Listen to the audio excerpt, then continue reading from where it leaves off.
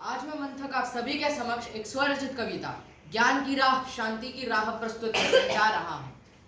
एक समय था जब आदि मानव विचरण करते थे यहाँ, बस अपनी अपनी गुफा में घुसे रहते, एक दूसरे के साथ आपसी संबंध क्या बनाते, ना कभी एक दूसरे को समझ पाते, ना कभी मदद का हाथ बढ़ाते।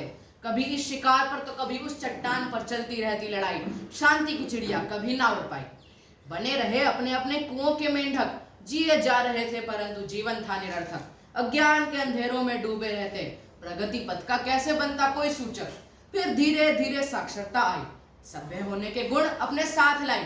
अकेले अकेले रहने से पार पाया, भाईचारा पनपा, बने लगे एक दूसरे का साया। अक्षर ज्ञान ने मानवीय गुण पैदा किए, सामंजस्यता, त्याग, प्रेम के पाठ पढ़ा दिए। सद्गुणों को अपने जीवन में उतार लिया, जड़वत जीवन को पीछे छोड़ दिया। एक दूसरे के सुख दुख को समझने लगे, दोस्ती हुई, मुस्कुराने लगे। एक दूसरे का विकास कर आगे बढ़ने लगे, प्रगति पथ रोशन हुआ, शांति के दिए जलने लगे। मिलजुल कर और आगे कैसे बढ़े करने लगे मंथन। सबने सुना तो होगा कबीर का ये कथन, पोथी पढ़ी पढ़ी जग मुआ, पंडित भया न कोई। एक है आशिर पीव का, पढ़े सुपंडित होई। दो पत्थरों को आपस में रगड़ा, सभ्यता की लौ जलाई। आग को अपने वश में कर विकसित हो सुख शांति की राह बनाई। 4 BC में मानव जाति का बड़ा आविष्कार, पहिया घुमा धीरे चलने का हुआ बहिष्कार। आसमान छूने की क्षमता मनुष्य में आई, उसने फिर एक बार शांति की नींव कायम कर दिखाई। विकसित होने लगा मनुष्य था, विज्ञान के प्रयोग से उसने नदी पर बांध बनाना शुरू कर दिया। बाढ़ का प्रकोप रुका, जल से बिजली बनाई, सबके जीवन में खुशहाली आई। बीमारी ये लफ्ज सुनते ही कांप उठते कई थे, परंतु विकास के लिए इनको दूर भगाना जरूरी था भाई रे।